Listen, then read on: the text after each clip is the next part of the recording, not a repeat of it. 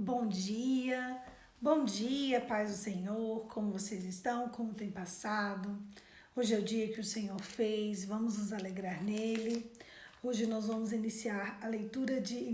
continuar a leitura de Hebreus. Vamos ler o capítulo 4, vamos lá, vamos começar? Hebreus 4. Um descanso sabático para o povo de Deus. Visto que nos foi deixada a promessa, entramos em um descanso de Deus. Que nenhum de vocês pense que falhou, pois as boas novas foram pregadas também a nós. Tanto quanto a eles, mas a mensagem que eles ouviram de nada lhes valeu, pois foi acompanhada da mesma fé que por aqueles que a ouviram. Pois nós, os que cremos, entraremos naquele descanso conforme Deus disse. Assim, jurei na minha ira, jamais entrarão no meu descanso. Embora suas obras tivessem concluída desde a criação do mundo, pois em certo lugar falou sobre o sétimo dia. Nessas palavras, no sétimo dia descansou de toda a obra que realizava. E de novo, a passagem citada há pouco, jamais entrarão no meu descanso. Portanto, resta estarem alguns naquele descanso, que aqueles que anteriormente as boas novas foram pregadas e não entraram por causa da desobediência. Por isso, Deus estabelece outra vez que um determinado dia chamado hoje, ao declarar muito tempo depois, por meio de Davi, de acordo com o que fora dito antes: se hoje vocês ouvirem a minha voz, não endureçam o vosso coração. Porque se Josué tivesse dado descanso, Deus não teria falado posteriormente a respeito do outro dia. Assim, ainda resta um descanso sabático para o povo de Deus, pois todo aquele que entra no descanso de Deus também descansa das tuas obras, como Deus descansou das suas. Portanto, esforcemo-nos para entrar nesse descanso, para que ninguém venha cair seguindo aquele exemplo da desobediência, pois a palavra de Deus é viva e eficaz, e mais nada afiada do que a espada de dois gumes. Ela penetra até o ponto de dividir alma e espírito, juntas e medulas, e julga os pensamentos e intenções do coração. Nada em toda a criação estará oculto diante de Deus. Tudo está descoberto, exposto diante dos olhos daquele em que havemos de prestar contas. Eu vou parar aqui no versículo 13, porque o próximo tópico já é uma continuidade do capítulo 5. Então, para a gente não ficar perdido amanhã, eu vou parar aqui. O que o texto está falando para a gente hoje? Antes de eu iniciar o que o texto está querendo dizer para a gente hoje, eu vou ler uma parte que a gente precisa de ler de ontem, para que a gente entenda a quem Deus não vai dar o descanso. A advertência contra a incredulidade. A gente leu isso ontem. Hoje, se vocês ouvirem a sua voz, não endureçam o vosso coração. Como na rebelião durante o tempo da provação no deserto, onde os seus antepassados me tentaram, pondo-me à prova, apesar de durante 40 anos terem visto o que eu fiz, pois por isso fiquei irado contra aquela geração que disse: o coração está sempre se desviando, e nele não reconhecem os meus caminhos, assim jurei a minha ira, jamais entrarão no meu descanso. O texto de ontem nos falava sobre quem não vai entrar no descanso de Deus, quem que vai receber a ira de Deus, a quem Deus chama de desobediente, aqueles que endurecem o coração, aqueles que têm a incredulidade, aqueles de ânimo dobre. Poliana, mas quem é dobre? Dobre lembra dois, dúbio, né? Aquele que ora crê, ora não crê. Ontem eu recebi uma mensagem de uma moça, ela falava assim: tem hora que a gente fica muito triste. Eu falei: sim, tem hora que a gente fica muito triste. Ficar muito triste é diferente de você não crer. Entendem aonde eu quero chegar? Porque A tristeza, a alegria, até a própria ira, elas são sentimentos atinentes a nós. Inclusive sobre a ira, a Bíblia diz: irai-vos, mas não pequeis. Enfim. Então, ficar triste é natural. A gente tem sentimento, a gente fica triste, mas desanimado não pode. A gente achar que não vai acontecer, não pode, sabe? O cristão de verdade, ele sabe como encerra tudo isso. O Deus que está no futuro já revelou o presente para ele. Então, a esperança dele é a despeito daquilo que Deus falou. Poliana, mas esse Deus não falou comigo? Existem mais de 3.500 promessas na Bíblia. A pessoa que lê a Bíblia, ela tem uma promessa. Um dia eu cheguei a uma conclusão que eu não tinha uma promessa para mim. E eu falei assim, eu vou ler a Bíblia em menor, curto espaço de tempo possível. Porque eu quero entender quais são as promessas que o próprio Deus tem para mim. E naquela época foi uma coisa tão boa eu ter feito aquilo, renovou a minha alma. A minha alma foi retirada do cárcere. Só de estar conectada com o pão da presença, só de estar conectada com a palavra.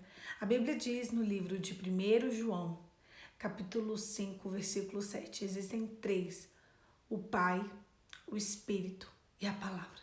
Não existe a menor possibilidade da gente querer Jesus sem conhecer as Escrituras. Por que vocês acham que eu dedico pelo menos um capítulo por dia aqui no nosso devocional? Porque Jesus está contido nas Escrituras.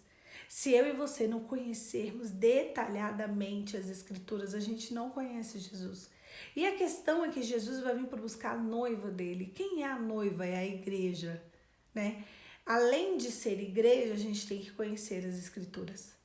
E a gente tem que tentar, pelo menos tentar, viver aquilo que as Escrituras têm pra gente aqui na Terra. E o que a Bíblia diz hoje pra gente, o que a palavra fala hoje, qual é o dia de hoje para nós? O descanso de Deus. Aqui a Bíblia nos orienta que tem um descanso de Deus. Existe um descanso sabático, vocês sabem o que é? Inclusive esse termo é usado até hoje. Não é estranho que no mundo secular, inclusive, vocês já tenham ouvido sobre o descanso sabático. O descanso sabático é assim: você arava ara a terra durante 7 anos e o outro ano você descansa. Ou é 6 anos você trabalha em um ano. Então é um sabático. É algo que você descansa durante um ano, né? Isso no mundo real. Isso aqui na Terra. Eu quero tirar um período sabático. O período sabático é um período de descanso. Geralmente são 365 dias, é um ano. Nossa, imagina, gente, hein? Só viajando durante um ano, só curtindo, só indo de hotel em hotel. Acho que não queria, não. Imagina. Não sei se eu queria passar um ano todinho só viajando. Não sei. Talvez você queira, né? Mas eu gosto da minha casa, eu gosto da minha cama, né? Não necessariamente aqui, mas onde a minha alma encontra repouso hoje é aqui no meu quartinho. E pelo menos de vez em quando vem para casa, né? Mas tirar um tempo sabático, entrar no descanso do Senhor, né? Só entra, não é que não tá passando tribulação, não é, eu também não aguentaria não. Imagina, passar um tempão fora da sua própria casa, só viajando, né? Mas o tempo sabático é o que você quer, né, dona Adriana? Eu te conheço. Eu duvido, vai chegar no 3º mês você fora de casa, sem poder mandar em nada, só num quarto de hotel, você vai querer voltar para casa. Imagina você, 2 meninos e o seu marido só viajando durante um ano? Não. Tem que voltar para casa, tem que viajar 3 semanas e 1 semana em casa. Aí eu topava. 3 semanas durante fazer 12 viagens, né? 3 semanas viajando, 1 semana em casa. Aí talvez eu toparia. Mas vamos lá. E o tempo sabático, o ano sabático, né? O momento sabático. A Bíblia diz sobre um tempo aqui. A questão do sabático, né? Porque se tirava um ano para a terra descansar. Então é o ano sabático em que eles trabalhavam pra caramba, para aquele ano a terra poder descansar. Vocês sabiam que até a terra tem que descansar? A terra ela não pode só produzir. se produz muito durante um tempo para a terra poder descansar durante um ano. Aí os agricultores vão saber bastante sobre isso. Se até a terra precisa descansar durante um ano, imagina eu e você. Por que vocês acham que existe, né, umas férias aí de 30 dias? Por que vocês acham que existe o descanso aí do final de semana, pelo menos um sábado e um domingo? É justamente por isso. Porque a gente precisa de descanso. O Deus que criou o descanso no sétimo dia, não é que ele descansou de fato. Deus não se cansa, inclusive a Bíblia diz que Deus não se cansa. Ele descansou, não é porque ele descansou de fato, é porque ele estava criando o descanso para nós. Né? Então ele estava dizendo que o Deus que cria tudo, ele é tão maravilhoso que inclusive ele criou um dia para que a gente descansasse. E ali depois ele instituiu o ano do descanso da terra. E aqui na palavra em Hebreus ele diz que a despeito das nossas tribulações, a despeito, né, de coisas que a gente passa, de momentos, talvez você esteja vivendo conflito agora. Me conta qual é o seu tempo. Você está vivendo um conflito agora ou agora você está vivendo normal, projetando, né? Você está em meio de um conflito? Escreve para mim assim, sim ou não, só para eu entender quem é você e entender o que está acontecendo aí com você. Se você está vivendo no meio de um conflito, talvez seja a hora de produzir. Entendem o que eu estou querendo dizer? Então, hoje é o tempo apropriado que você tem de produzir boas obras. E eu estou vivendo alguns conflitos agora, então se eu tivesse que escrever no chat, eu colocaria sim, sim. Meu Deus. Então não é uma hora de descanso, eu não vivo um descanso sabático hoje. Hoje eu vivo um momento de plantar, entende? Eu vivo um momento de plantar para poder colher daqui a pouquinho. E essa colheita é um tempo de descanso do Senhor. E a palavra de Deus diz que só entra no descanso do Senhor quem não tem as características do incrédulo. E aí eu vou ler um rapidinho para vocês só as características. Eu vou focar nas características em dureza de coração, rebelião,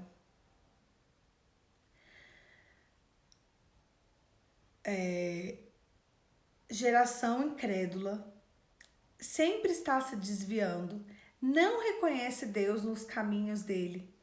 Esse tipo de gente jamais entrará no descanso do Senhor. Olha só, se você está no meio do olho do furacão, em alguma fase, em algum momento, alguma área da sua vida, você coloca bem claro na sua cabeça, agora é hora de arar a terra. Levanta a manguinha e se vista e se revista no Senhor e na força do poder, entende? Então agora é hora de jejuar, de orar, de crer, de produzir boas obras, de se entregar. É hora de usar a sua boca como boca profética. É hora de chamar a existência. Esses dias o Espírito Santo me diz, cadê você chamando a existência as coisas que você quer? O mundo foi feito através de palavras. Tá ali lavando a louça, vai chamando a existência. Tá ali dando uma passada de vassoura na casa, vai chamando a existência. Tá ali arrumando a casa, vai profetizando. Tá ali colocando a cama no lugar, vai orando, vai profetizando. Tá deixando sua casa em ordem, vai crendo, vai dirigindo, em vez de você colocar seus pensamentos em coisas assim frutíferas, coloca os seus pensamentos no desejo do seu coração. E coloca a seguinte oração em pauta: Senhor, se a minha oração não bater com a tua oração, que a tua oração prevaleça. Porque às vezes a gente quer, e se Deus der pra gente o que a gente quer, exatamente o que a gente quer, a gente se perde no meio do caminho. Aí eu te pergunto, você quer se perder no meio do caminho ou você quer que Deus realize o desejo do seu coração? Porque muitas vezes as coisas que a gente pede para Deus é para que a gente se perca no meio do caminho, porque o inimigo da nossa alma, ele nos distrai a ponto da gente achar que o que está nos nossos olhos é exatamente o que a gente tem que ter. Mas o Deus que está lá no futuro, o mesmo Espírito que ressuscitou Jesus entre os mortos e que habita dentro de você, caso você seja igreja, ele está ali para dizer, filha, se for da parte de Deus, filho, se for da parte de Deus o que você está pedindo, não. Porque se for da parte de Deus o que você está pedindo, o que você for pedir, isso vai servir para tua desgraça. Meu Deus, que palavra forte, sim. Ausência de graça, ausência de Deus. Então a gente precisa aceitar a vontade de Deus. Quando Jesus estava na cruz, ele falou: Pai, passa de mim esse cálice, mas que não faça a minha vontade, mas a sua. Até no momento de mais dor de Jesus. Quando você, agora, nesse pipoco do trovão que você está vivendo aí, você tem lembrado diariamente do sacrifício da cruz? Você lembra das coisas que Jesus disse ali? Está consumado. Eu te entrego meu espírito. Pai, tá doendo, mas que não faça a minha vontade, mas a sua. Ele foi calado a apanhar pelos meus e pelos seus pecados. Ele levou surras e surras. A lei judaica dizia que a pessoa poderia levar 39 chibatadas. Ele levava chibatadas e acontecia que eles faziam uma recontagem. 35, 36, aí eles achavam o açoite leve, eles pioravam a cintada, eles colocavam pregos nas pontas e eles trocavam o açoite, começava de novo, 1, 2, e ali eles ainda achavam pouco e eles trocavam os pregos. Partes do corpo de Cristo foi arrancado com aqueles açoites. Depois, para humilhar ele, colocaram uma coroa de espinhos. Ali veio o primeiro derramamento de sangue. Quer dizer, o segundo, porque o primeiro derramamento de sangue foi nas costas dele. Sabe por que Cristo derramou tanto sangue nas costas dele com os açoites? Porque o jugo dele é suave e o fardo dele é leve. Toda aquela surra que Jesus levou na cruz, pela minha e pela sua vida, fez com que o jugo dele fosse suave e o fardo dele fosse leve. Sabe quando você tá achando pesado demais o seu desafio? Sabe quando as coisas parecem que não vão ser, suportadas por você diante das coisas que você tem passado? Sabe quando acontecem essas coisas na sua vida? Sabe, isso ainda assim não é maior do que os açoites que Jesus levou para salvar a tua alma do inferno. Não é maior. O descanso sabático é um descanso nele, é um descanso de fé, é um descanso em que você acredita que o único que pode resolver a tua história é Cristo. Porque cada açoite, cada cintada, cada paulada que ele levou nas costas dele, que representa o primeiro derramamento, que é ali que começou todo o processo de dor dele por você e por mim. Nesse derramamento que Jesus tomou pela minha e pela sua vida, que fez ser o primeiro derramamento de sangue pela nossa história, transformou o nosso jugo em leve.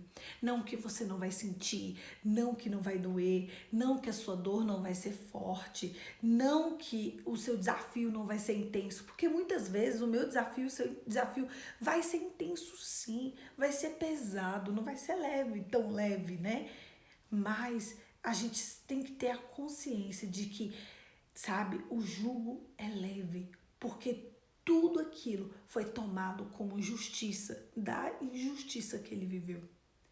Não existe na história alguém que possa ser condenado a levar mais do que 39 chibatadas.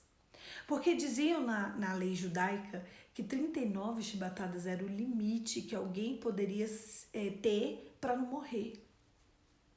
Quantas recontagens tiveram? E o pior, com piores açoites. No final, as costas dele ficaram dilaceradas. Dilaceradas por mim, dilaceradas por você. Os ombros dele ficaram desfigurados, porque os açoites tocavam os ombros dele e arrancavam pedaços. O sangue dele se espalhou ali. O sangue dele foi jorrado como um rio de águas limpas. Toda gota do sangue dele foi vertido naquela cruz. Não sobrou uma gota de sangue do próprio Cristo dentro do corpo dele, assim que ele faleceu. E tudo isso foi para dizer para você, só para dizer para você, que independente das circunstâncias em que eu e você estejamos sendo acometidos, existe um Deus que padeceu pelos nossos pecados. Ele foi crucificado, ele foi morto, ele passou 3 dias morto, mas ao terceiro dia ele ressuscitou para dizer para mim e para dizer para você que todo jugo pesado, que toda ofensa, que toda afronta, que tudo que o demônio projetou, planejou contra a sua vida e contra a minha vida, ficou naqueles açoites. Todas as vezes que o inimigo da minha alma quer me ofender e quer me fazer ficar pior do que eu já tô, porque às vezes a gente está passando desafio, mas o diabo ele faz questão de tentar te deixar pior do que você já tá. Vocês já perceberam isso? Já tá ruim. O negócio já não tá muito bom. Aí o inimigo da sua alma vai lá e quer te deixar pior. Só pra massacrar mais um pouco. Quando ele fizer isso, lembre a ele de tudo que foi entregue naquela cruz.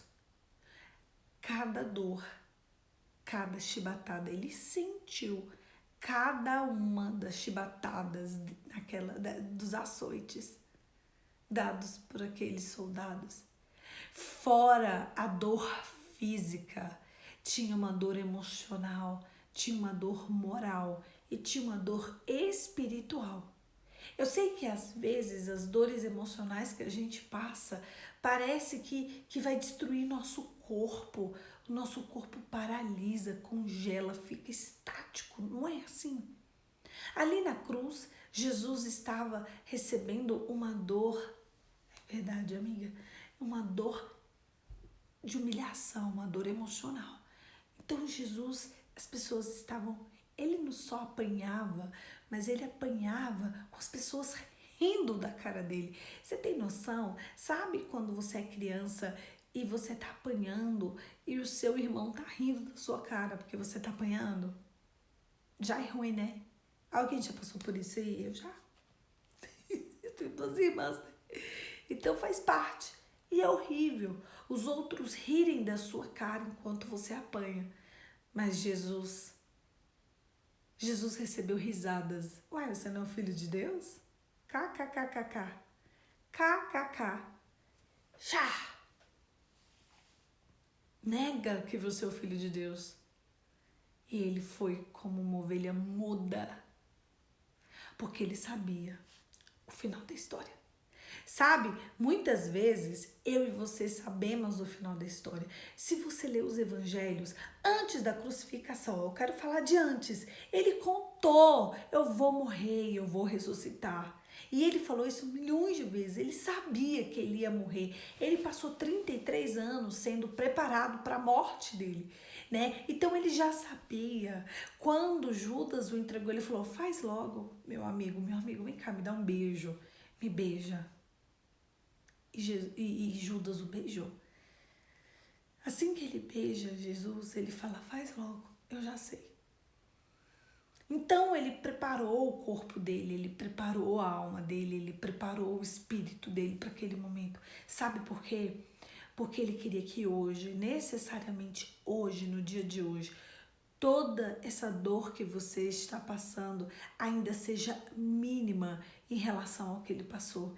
Ele queria que você depositasse nele, que você entregasse nele essa dor. Sabe essa dor? Todas as horas em que você estiver muito angustiado, ao invés de você reclamar ou chorar mais, ou se encolher mais, ou sabe, se recolher, coloca sobre a cruz. Fala, Senhor, tá doendo, mas eu coloco sobre a cruz. Porque todas as vezes em que você entrega dor para o próprio Cristo, você entra no tempo sabático. Agora vocês entenderam onde eu quero chegar? Todas as vezes em que a nossa alma que o nosso cérebro entende quem é Cristo, independente do que eu e você estejamos passando, nós entramos no descanso sabático. O descanso sabático não é algo que você regozija, igual eu comecei aqui dizendo. Vamos passar o ano viajando, vamos curtir. Não sei se aguentaria, mas aí talvez, se a gente fizesse viagens intercaladas aí, a gente iria e tudo. Mas o tempo sabático que Deus está nos revelando através de Hebreus 4 é um tempo de descanso para nossa alma, independente do que o nosso corpo esteja passando. É quando o nosso espírito está tão conectado com o Espírito de Deus, mas tão conectado que na relação entre corpo, alma e espírito, o espírito prevalece de tal forma que a nossa alma ela entra em descanso, apesar do nosso corpo estar padecendo. Entende? Sabe o pipoco do trovão? Sabe quando você está aí no meio do caos, você ainda assim consegue ver beleza no caos? Foi para isso que Jesus apanhou por você. O segundo derramamento de sangue foi um que verteu da testa de Jesus, através da cabeça de Jesus, através da coroa. Teve outro que é da testa, da face de Jesus. Houve o derramamento de sangue da face dele. Houve o derramamento de sangue da lateral dele. Porque não satisfeito, ele teve sede. Sabe quando ele fala assim, eu tenho sede, e eles dão vinagre para Jesus beber? Aquilo ali é ele, eu preciso de misericórdia, eu preciso de uma palavra, eu preciso de um afago. Sabe quando a sua dor tá forte e você precisa de um afago, você precisa de uma resposta, você precisa de uma direção, você precisa de um caminho, você precisa de uma resolução de demandas? Sabe, isso representa a sede de Jesus. E aí Jesus teve sede. Sabe por que Jesus não teve a sede dele matada? Presta atenção. Quando dão vinagre para Jesus, ao invés de darem água, Jesus tomou sobre si todo o fel que você e eu deveríamos tomar. Ele bebeu o vinagre representando a água amarga, a falta de resposta. Jesus, quando ele toma aquele vinagre, ele toma o não, ele toma o deserto da sua alma, ele tomou e ele colocou na boca dele tudo que não era agradável. Sabe para quê? Porque quando você estiver aí, nesse desafio, nessa tribulação, você sabe que nele você encontra um rio de água viva.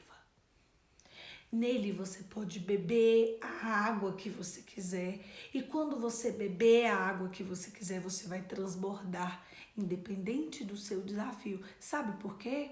Porque ele tomou sobre si aquele vinagre, representando toda dor que entrasse para dentro. Tudo que não fosse desejo saciado.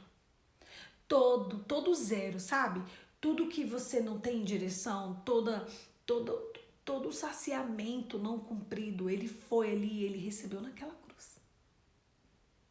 Através do vinagre. Pega agora e tenta beber uma colher de vinagre. Vai ser horrível. Tem noção? Tenho sede. Toma aqui. Uau! Você já tinha parado para pensar? Por que deram vinagre? O vinagre que deram para Cristo não foi só de maldade. Helena, foi maldade, foi muita maldade. Mas aquilo representava toda falta de resposta. Cristo pode permanecer em silêncio, esperando o seu momento em que você vai se derramar aos pés dele, o adorando em espírito e em verdade. Mas Cristo, nele e em nele, teremos todas as nossas respostas. Quando Cristo encontra com aquela mulher no poço, a mulher samaritana que tinha 5 maridos, e o que ela estava agora não era dela, ele fala assim: eu sou o rio de águas vivas. Se você beber de mim, você nunca, nunca mais vai ter sede. Não existe a possibilidade de ter sede. É inexistente. E quando Cristo diz aquilo para aquela mulher, ele não diz aquilo só porque estava bem. Ele diz aquilo justamente por causa do dia da crucificação. Ele já bebeu o fel que era para a gente beber. Quando eles enfiam uma lança na lateral de Jesus e ali derrama água, não foi? Eles não enfiaram, não foi outro derramamento, não foi enfiando uma lança na lateral de Cristo, eles enfiam uma lança, ali sai o resto do sangue e toda a água que tinha nele, porque, gente, a água, ele bebeu o fel que era para mim e para você beber, mas ele transbordou. Vocês entendem? Ele transborda através da lateral dele rios de águas vivas. Olha, eu não sei vocês, mas eu tô arrepiada. Sabe, a lateral dele, a representação do sangue na lateral dele. Você sabe o que significa aquilo ali? Que nele não tem nada, mas nada que não seja verdade. Você pode estar passando o que for, eu posso estar passando o que for, porque quando as nossas demandas são colocadas ali na cruz, naquele sacrifício da cruz, quando você não age do seu jeito, mas do jeito de Deus, quando você não quer colocar as suas demandas, mas é a demanda de Deus, a lateral dele significa que você pode beber dele. Você pode beber dele, que é uma água pura, uma água limpa. Ele derramou, ele transbordou toda a água que tinha dentro dele, para que você não tivesse sede. Eu não preciso ter sede de Deus. Tudo foi derramado naquela cruz. Não foi só o sangue. Ele entregou cada gota de água que tinha naquele corpo para que você não tivesse sede. Ele tomou um fel para você não tomar. Ele derramou uma água pura que era de dentro dele para você tomar. Você sabe o que significa os pregos nas mãos e os pregos nos pés da cruz? Desculpa, de Cristo. Quando eles vão colocar Cristo, eles não amarram, né? Porque eles amarravam na cruz. Eles tiveram uma ideia maravilhosa, né? Vamos ter uma ideia maravilhosa, vamos pregar ele com um prego. Meu Deus. Você sabe o que significa o derramamento de sangue na mão? É porque o trabalho é dele. Ele trabalha por você. Aquela mão pendurada na cruz, através de um prego que rasgou e derramou um sangue pela sua vida e pela minha vida, significa que ele está trabalhando por você e ele está trabalhando por mim o tempo inteiro. Você sabe o que significa o prego nos pés de Jesus, que ultrapassou os ossos, né? Ultrapassou a carne, sabe? Derramou um sangue ali por nós. Você sabe o que significa? Porque os pés dele derramou um sangue para que os seus pés e os meus pés pisassem uma vereda de justiça nele, não diante dos homens, nele.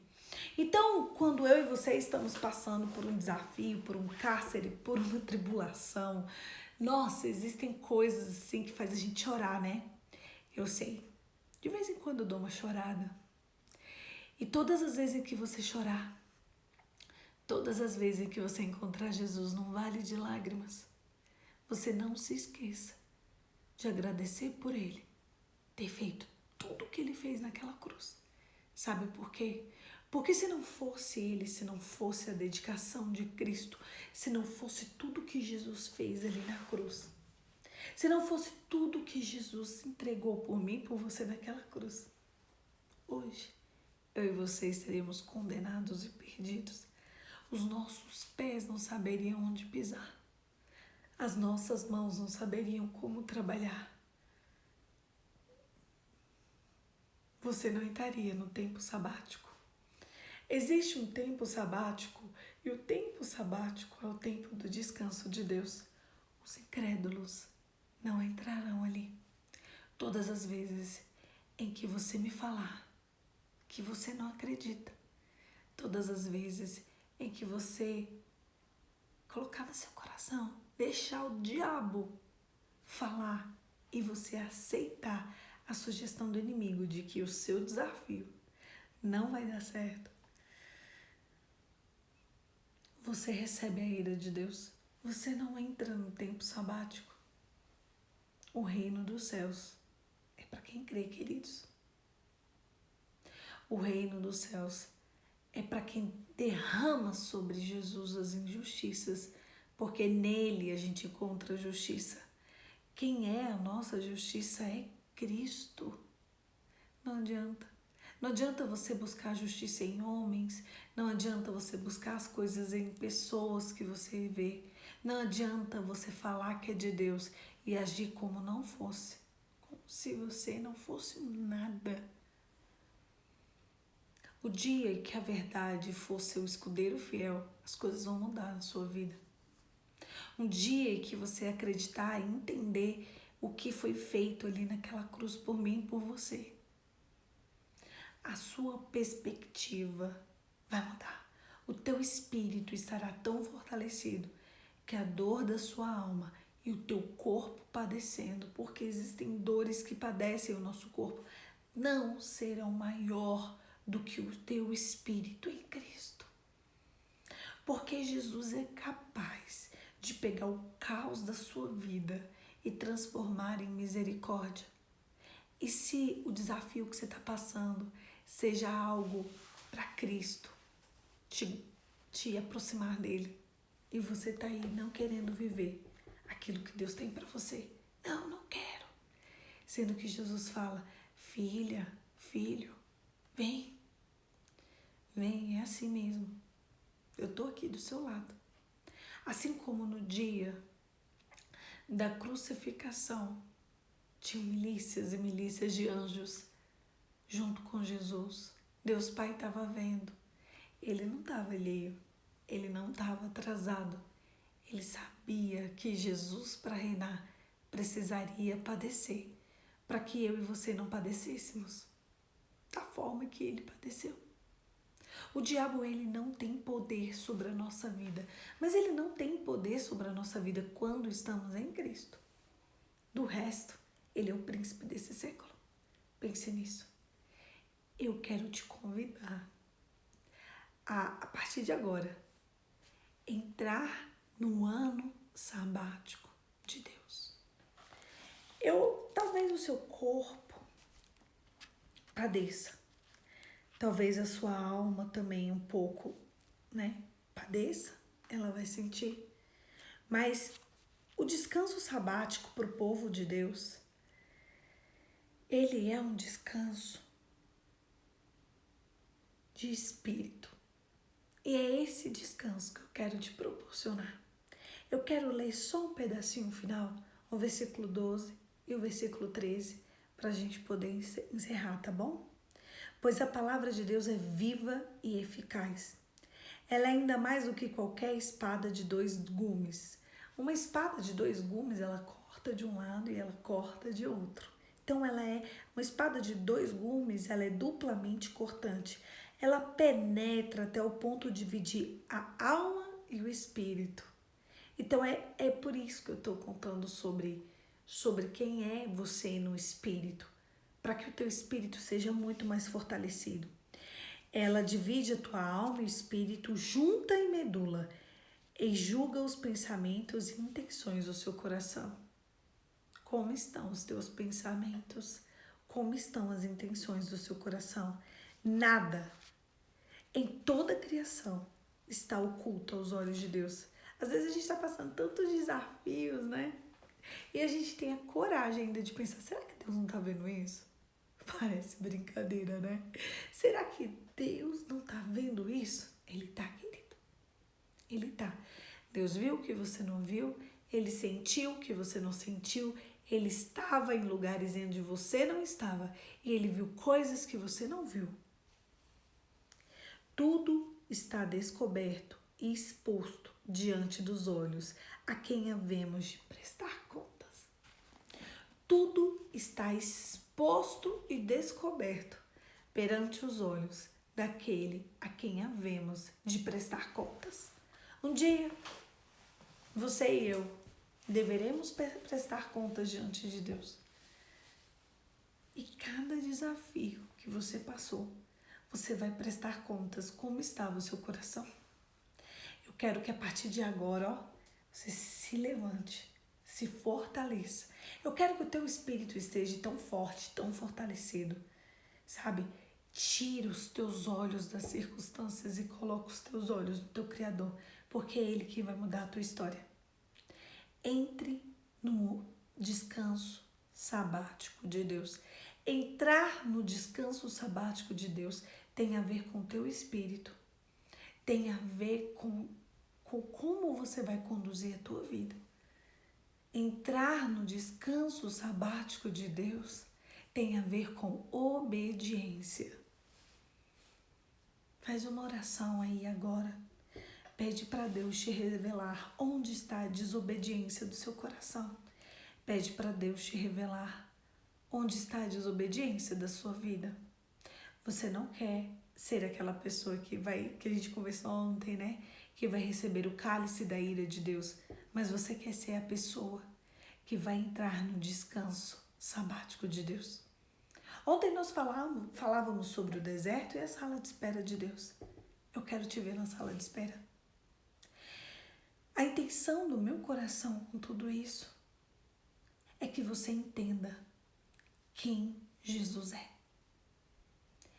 O descanso que a sua alma precisa não vai encontrar em nenhum outro lugar, a não ser aos pés da cruz, recebendo da água que foi derramada por você, recebendo ali uma gota do sangue de Jesus, um sangue que foi derramado pelos nossos pecados, para me conduzir e te conduzir até o Espírito Santo. E o Espírito Santo é o que vai indicar o caminho. Esse é o caminho, ande por ele. E esse é o caminho, ande por ele, que o Espírito Santo nos conduz, nos leva diretamente para a vida eterna. Feche os seus olhos e vamos orar. Pai, em nome de Jesus, que manhã linda. Uau! Estar na tua presença e estar conectado contigo faz toda a diferença para o nosso dia. Nos perdoe, Pai, por todas as vezes em que temos falhado, por todas as vezes em que tentamos resolver nossa demanda do nosso jeito, ou por todas as vezes que a incredulidade quer bater na porta do nosso coração. Espírito Santo de Deus, nos conduza ao descanso sabático de Deus. Nos conduza, Senhor, porque nós sabemos que em Cristo nós podemos muito mais. É Ele quem carregou sobre si todas as nossas dores e enfermidades. E ali Ele não veio para dizer que nós não passaríamos nenhum desafio muito grande. Ele veio ali para dizer que nele a gente encontra refúgio e paz. E é nele e por ele que estamos aqui. Jesus, muito obrigada por tudo que o Senhor fez por nós. Por todo o sacrifício, por toda a entrega. Muito obrigada porque o Senhor é o nosso pastor e nada tem nos faltado. Te adoramos, te desejamos, te pedimos, Espírito Santo, nos conduza. Qual é o caminho que devemos seguir? Em nome de Jesus. Amém. Amém, queridos? Ai, que delícia! Eu amo estar aqui com vocês. Amanhã nós continuaremos o livro de Hebreus. Hoje foi um dia muito lindo, muito especial. Eu sei que vocês estão sentindo o mesmo que eu, porque falar de Cristo, escutar sobre Cristo e viver Cristo é o que faz toda a diferença para a nossa vida. É o que separa, né? A gente ser da gente não ser. É isso. Eu amo vocês. Um beijo. Fiquem com Deus. E amanhã a gente vai estudar um pouquinho de Hebreus 5. Um beijo, fica com Deus. E até amanhã.